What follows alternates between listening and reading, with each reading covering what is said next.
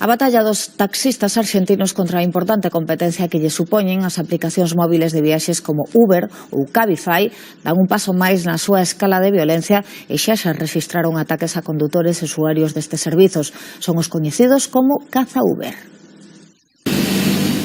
Ameazas, agresións, pintadas ou golpes a vehículos dan mostra das actividades realizadas aquí na Argentina polos chamados caza Uber.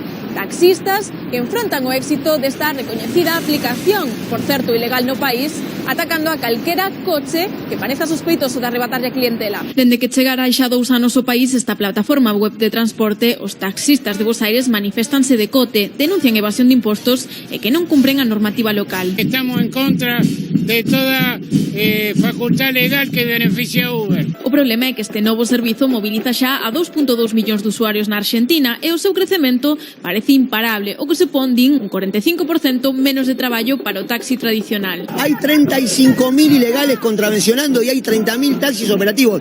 Hay más Uber que taxis. Algo o que os caza Uber non están dispostos, polo que collen a xustiza pola man e no camiño atacan outros transportistas lícitos como Cabify. Hay diferentes situaciones, ninguna por suerte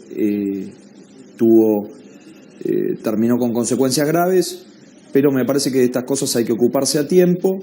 Na xustiza xa hai procesados por estas accións violentas e mentres Uber avanza cara á súa habilitación.